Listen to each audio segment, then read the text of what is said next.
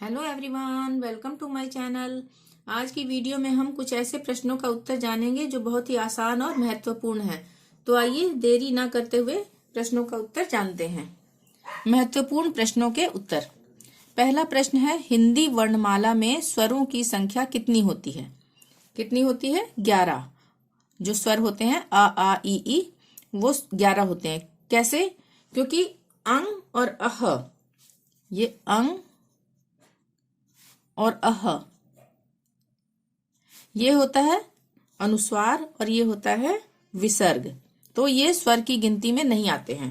और री जो होता है, री आधा स्वर है, अतः इसे स्वर में शामिल किया गया है। तो कुल मिलाकर 11 स्वर हुए। व्यंजनों की संख्या कितनी है? व्यंजनों की संख्या है 33। क्ष, त्र, ज्ञ और श्र को स्वरों की गिनती में नहीं लिया गया है क्योंकि ये संयुक्त वर्ण है, संयुक्त व्यंजन है। ठीक है। अगला प्रश्न है, किसी व्यक्ति, वस्तु अथवा स्थान के नाम को क्या कहते हैं? क्या कहते हैं? संज्ञा। किसी व्यक्ति, वस्तु अथवा स्थान के नाम को कहते हैं संज्ञा। जैसे राम, श्याम, पटना, मुंबई, मेज, कुर्सी, इन सबको संज्ञा कहते हैं। अगला प्रश्न है, विधवा शब्द का पुल्लिंग क्या है? विधवा शब्द का पुल्लिंग है विधुर। अगला प्रश्न है, रिक्शा शब्द किस भाषा का शब्द है? रिक्शा शब्द जापानी भाषा का शब्द है। बहन शब्द का बहुवचन क्या है? बहनें। बहनों तो नहीं होगा ना, बहनें। अगला प्रश्न है, सम्राट शब्द का स्त्रीलिंग बताएं। सम्राट शब्द का स्त्रीलिंग है साम्राज्ञी। अगला क्वेश्चन है, डॉक्टर शब्द की अ ध्वनि किस भाषा से आई है? डॉक्टर हम बोलते हैं ना, डॉक्टर, अ आ रहा है ना, डॉ, तो उसकी ध्वनि अंग्रेजी भाषा से आई है।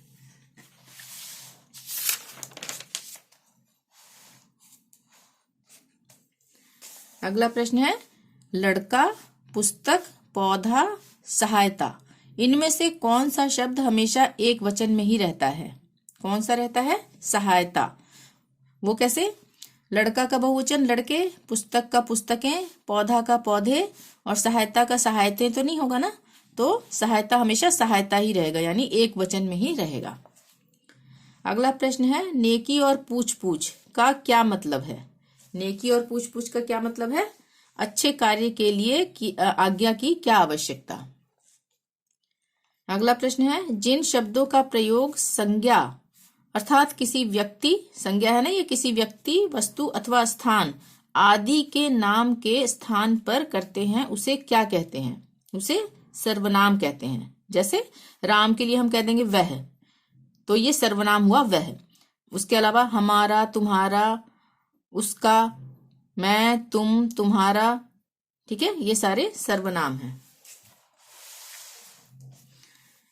अगला प्रश्न है, वाक्य में संज्ञा अथवा सर्वनाम की विशेषता बताने वाले शब्दों को क्या कहते हैं? संज्ञा अथवा सर्वनाम की विशेषता जो बताए उसे विशेषण कहते हैं। जैसे राम सुंदर है, तो सुंदर क्या है? उसकी विशेषता है। मेज गोल है, मेज गोल है तो गोल उसकी विशेषता है। काला घोड़ा, तो काला जो है उसकी विशेषता है। सफेद गाय, सफेद उसकी विशेषता है। ठीक है। अगला प्रश्न है, किसी वाक्य में प्रयुक्त वह शब्द जिसके द्वारा किसी काम का करना या होना पाया जाता है उसे क्या कहते हैं? किसी काम का करना या होना, उसे कहते हैं क्रिया। ठीक है, क्रिया। कैसे?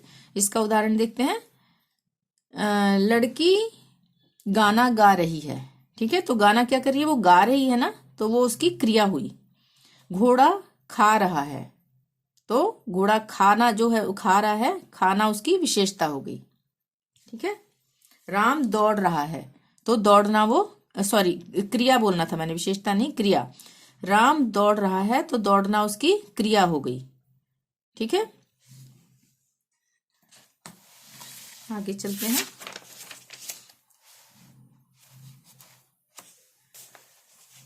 खड़ी बोली का प्रथम महाकाव्य कौन सा है? खड़ी बोली का प्रथम महाकाव्य प्रिय प्रवास है। हिंदी में किन ध्वनियों को अयोगवाह कहते हैं? हिंदी में किन ध्वनियों को अयोगवाह कहते हैं? अनुस्वार एवं विसर्ग को। अनुस्वार पता है ना, अनुस्वार ये अंग की बिंदी जो होती है, और विसर्ग अह की जो ये दो बिंदियां होती हैं, इनको विसर्ग को, दोनों को अयोगवाह कहते हैं। अनुस्वार एवं विसर्ग को अयोगवाह कहते हैं। अगला प्रश्न है, हिंदी शब्द किस भाषा का शब्द है? हिंदी शब्द फारसी भाषा का शब्द है। संगम का संधि विच्छेद, सम जमा गम, संगम। अन्वय का संधि विच्छेद, अनु जमा अय, अन्वय। हिंदी व्याकरण में संज्ञा के मुख्यतः कितने भेद हैं? हिंदी व्याकरण में संज्ञा के मुख्यतः 5 भेद हैं। 5। व्यक्तिवाचक संज्ञा, भाववाचक संज्ञा, जातिवाचक संज्ञा, समूहवाचक संज्ञा और द्रव्यवाचक संज्ञा। अगला प्रश्न है, प्रयोग के अनुसार हिंदी में सर्वनाम के कितने भेद हैं? प्रयोग के अनुसार हिंदी में सर्वनाम के 6 भेद हैं। ठीक है, 6।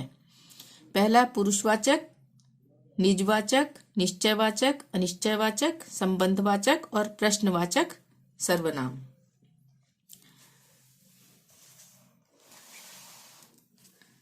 अगला प्रश्न है, सामान्य अव्यय के कितने भेद हैं? सामान्य अव्यय के 4 भेद हैं। धर्म, विवाह, विराम और सभा में से कौन सा शब्द स्त्रीलिंग है? इनमें से सभा जो है वो स्त्रीलिंग है। वो कैसे, हम करके देख लेते हैं। धर्म यानी हिंदू धर्म या कोई भी धर्म अच्छा है, अच्छी है नहीं बोलेंगे ना, तो पुल्लिंग हुआ। विवाह हो रहा है, ये भी पुल्लिंग है। विराम चिन्ह लगा है, ये भी पुल्लिंग हो गया। और सभा हो रहा है तो नहीं बोलेंगे ना, सभा हो रही है, तो ये स्त्रीलिंग है। ठीक है, तो आज के लिए इतना ही। वीडियो पसंद आई हो तो प्लीज लाइक जरूर करें, चैनल को सब्सक्राइब करना ना भूलें और अधिक से अधिक शेयर करें। Thank you. मिलते हैं नेक्स्ट वीडियो में। Till then bye bye.